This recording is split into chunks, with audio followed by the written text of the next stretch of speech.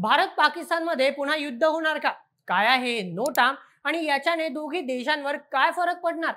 October 2025 मध्ये भारत पाकिस्तान सीमेवरचा तणाव आता एलओसी वरून गुजरातच्या सिर क्रीक क्षेत्राकडे वळला आहे मित्रांनो.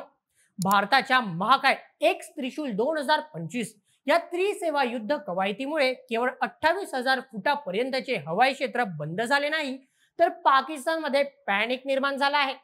सिरक्रीक आता फक्त दलदल नाही, तर अणुशस्त्रधारी राष्ट्रांमधील बहुडोमेन युद्धाचा नवीन आणि अत्यंत अस्थिर केंद्रबिंदू बनला आहे, जिथे नोटाम युद्ध आणि भू आर्थिक धोका म्हणजेच जिओ इकॉनॉमिक थ्रेट भविष्यातील संघर्षाची दिशा ठरवत आहे.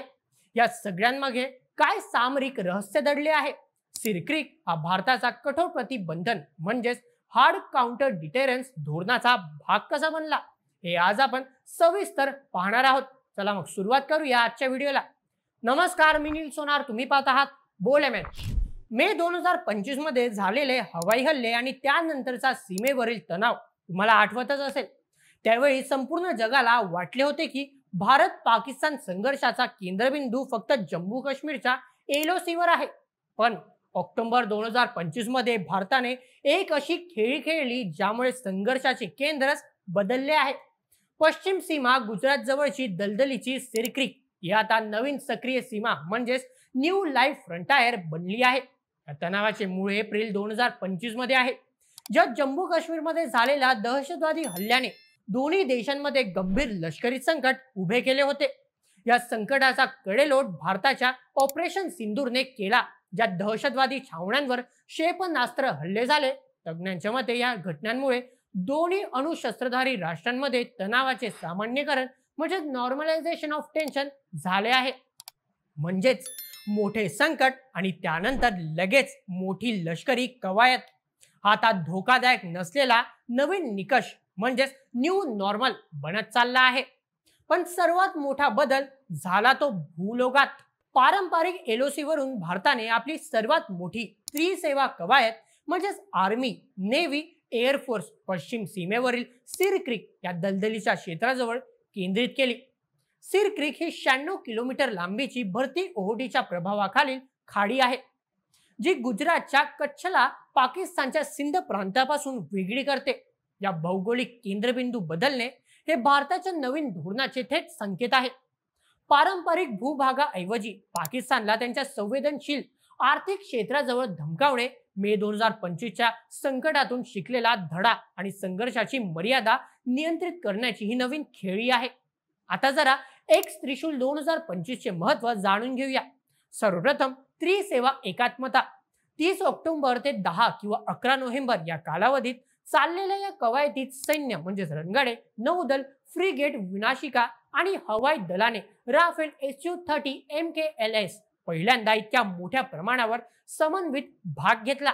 मग बहुडोमेन युद्ध. या कवायतीचा फोकस केवळ जमिनीवरील युद्ध नव्हता, तर भविष्यातील धोक्यांवर होता. यामध्ये इलेक्ट्रॉनिक वॉरफेअर म्हणजेच EW, सायबर क्षमता आणि ISR म्हणजेच गुप्तचर यंत्रणा तपासण्यावर विशेष भर होता. मे 2025च्या संकटात पाकिस्तानने ड्रोन आणि सायबर हल्ले वापरले होते, यावर हा थेट प्रतिकार होता. मग आत्मनिर्भरता. यात स्वदेशी शस्त्रे आणि नवकल्पनांची पूर्ण चाचणी घेण्यात आली. हे भारताच्या जय म्हणजेच जॉईंटनेस आत्मनिर्भरता इनोव्हेशन मंत्राचे थेट कार्यान्वयन आहे. भारताने या कवायतीसाठी नोटीस टू एअरमॅन म्हणजेच नोटाम जारी केला, ज्यात 28,000 फुटांखालील हवाई वाहतूक प्रतिबंधित करण्यात आली. हवाई क्षेत्राची असामान्य व्याप्ती आणि उंची ही कवायतीची तीव्रता दर्शवते. भारताने हे स्पष्ट केलं की आम्ही केवळ युद्ध सराव करत नाही, तर पश्चिम सीमेवरील आक्रमक क्षमता विकसित करत आहोत. भारतीय गुप्तचर अहवालानुसार पाकिस्तान हळूहळू या दलदलीच्या भागात लष्करी पायाभूत सुविधा वाढवत होता. याला थेट प्रत्युत्तर देण्यासाठी संरक्षण मंत्री राजनाथ सिंग यांनी 2 ऑक्टोबरला रोजी भुज सैन्य तळावर एक कठोर इशारा दिला. कराचीचा रस्ता क्रीक मधून जातो. या वक्तव्याचा अर्थ स्पष्ट आहे. 1965 मध्ये भारताने जसे लाहोरच्या दिशेने वाटचाल केली होती, तसे सिरक्रीकवर संघर्षाची आग भडकल्यास भारताचे लक्ष थेट पाकिस्तानचे आर्थिक केंद्र असलेल्या कराचीवर असू शकते. भारताचा हा पवित्रा दर्शवतो की प्रत्युत्तराची किंमत लगेचच आणि दृश्य स्वरूपात दाखवली जाईल. भारताच्या कवायतीच्या प्रत्युत्तरात पाकिस्ताननेही लगेच ऑक्टोबर 28 आणि 29 साठी स्वतःच्या हवाई क्षेत्रात निर्बंधनासाठी नोटाम जारी केले.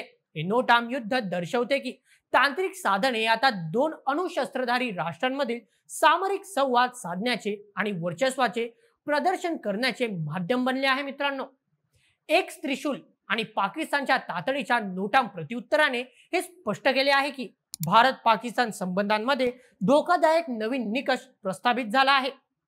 पाकिस्तान 2025 च्या संकटातून धडा घेत दोन्ही अणुशस्त्रधारी राष्ट्रे आता सीमित युद्ध आणि बहुडोमेन हल्ल्यांसाठी सिद्धता करत आहेत.